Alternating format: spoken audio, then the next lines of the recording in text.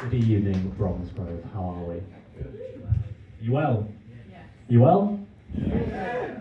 That is going to change. It's lovely to be here. It's lovely to be here. Bit of an introduction. My name is Ryden. There's 10 of you in this room now because you're my friends. My name is Ryden. I'm 26 years old, and I live on my own in a small rural market town called Shifnal in Shropshire, where I rent a one-bedroom box flat directly above a kebab shop. I used to go into the kebab shop quite a lot, but I'm above that now. Thank you so much, Bromsgrove. I've been William Ryden. No, life's maybe not going the way I sort of envisaged it would. I mean, I'm at an Aztec building in a 1950s bar next to a lake, so maybe it's not. But I brought a newspaper with me to sort of demonstrate that point, right? Now, when I left university, there was multiple jobs going. I could move to London, I could move to Manchester, and my parents told me, Will, move to Shropshire, it will be the making of you. It is the land of milk and honey, it's the capital of cool. Be there and be the person you want to be. Everything is going off there. I'm so glad I listened to that advice 4 years ago, ladies and gentlemen, because this is a newspaper I brought with me from one of Shifnal's 2 co-ops, right? Mouse droppings in Odeon cinema. Now, I'm not saying Shropshire's boring, but a mouse once took a shit and it made headline news. I'm not a prop comedian, unlike this guy. I bring the newspaper on for one of 2 reasons. One, that was the best joke of my set. Downhill from here. Number 2, I'm a relatively new comedian. This is a big night for me at Bromsgrove. This is my 10th gig. I wouldn't believe it, would you? But in the very likely scenario that this all goes to shit, we could just do the Sudoku together. Bromsgrove, this is a special gig for me as well because I've got a job outside of this. You wouldn't believe it, would you? 10 gigs across a year in the West Midlands, and I'm not a millionaire. But I've got a job outside of this where I design and manage the construction of the upgrades to sewage treatment works. Thank you. And Bromsgrove, this is the first gig ever where I'm managing that in your area. Yeah. It's impressive, isn't it? Thank you. Thank you. Thank you. Finally.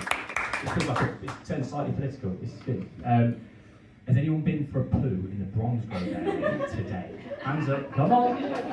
Thank you, I know, I've seen it. What you eat is disgusting. You need to start chewing. Big fans of sweet corn, aren't you, Bromsgrove? Green giant. Anyway, I live on my own, as you can probably tell, and the benefit of living in quite a quiet place and living on your own, right, is that you get time for all your own hobbies. I've got 2 hobbies, right? One of them is raw dogging. Anyone heard of raw dogging? Not? Well done. Anyone heard of raw dogging? No? Okay. Cool people in the crowd. Raw dogging, for those of you who don't know, is when you have sex without a condom. With a dog.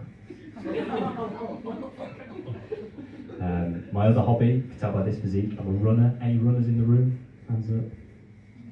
Nobody. Fantastic. Right, this is going to go down well. I've got 13 minutes of stuff about running. Yeah, I got into running when I was 10 years old. Back then I was running away from the realisation my parents were going to get a divorce. Now I just do park runs. I know a lot less child therapy involved. Not no child therapy, just less. My running highlights when I moved to Birmingham. I grew up in rural Lincolnshire, fields, just that all the time of running. When I moved to Birmingham, running around the canals in Birmingham. Ooh, I love it. It's nice, isn't it? I don't know if you've got the same thing around here, Bromsgrove, because I know you're a canal place, right? But in Birmingham, people fishing in the canals in Birmingham. What do you expect to pull out of the canal in Birmingham that you could serve with McCain oven chips? Fishing in a canal in Birmingham, right, is like opening an allotment within the 5-mile exclusion zone of Chernobyl's number 3. How's the fishing going, Brian? It's good. It's good, Deirdre. fish have bigger arms than I was expecting. How's the allotment going? It's good. It's good. It's good. I did pull a carrot out the ground earlier, and it called me Dada.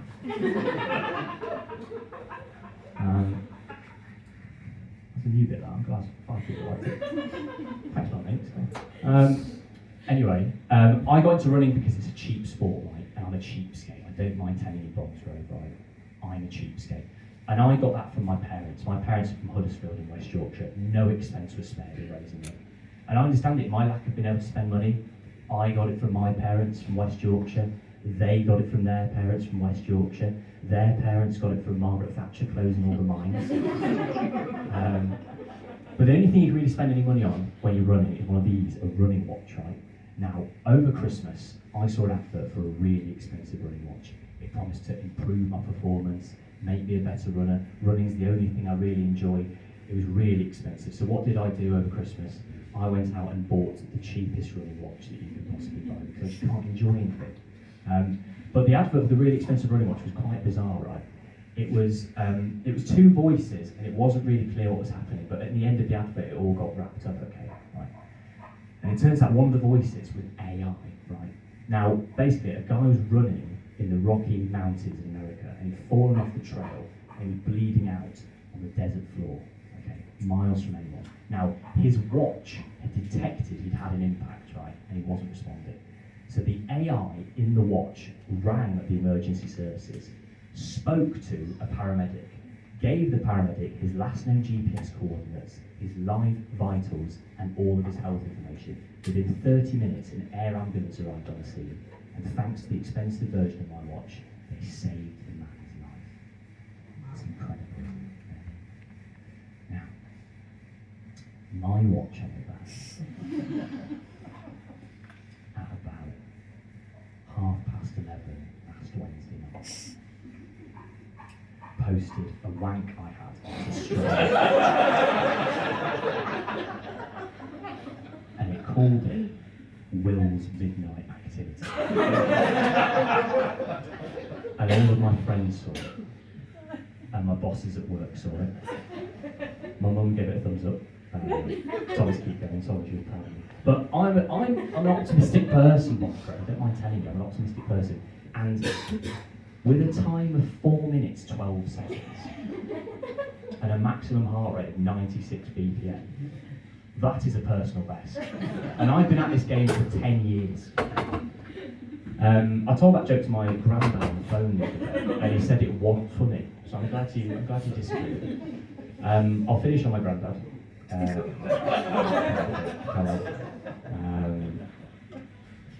My granddad's recently fallen out with my mum, his daughter, right? Because my granddad is 82 years old, and my mum has worked for a whole life with children with special educational needs, right, and learning difficulties. And my granddad is from that generation of people who does not believe in learning difficulties. My granddad doesn't believe in autism. My granddad doesn't believe in autism. My granddad doesn't believe in autism. My granddad, who's had the same daily routine for 14 years and gets angry when anything disrupts it, does not believe in autism. My granddad does not believe in autism. My granddad, who only eats 2 types of meal, does not believe in autism.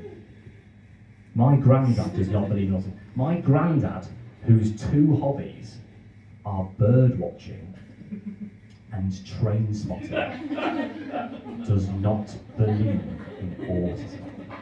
Granddad, the calls are coming from inside the house, inside the bungalow.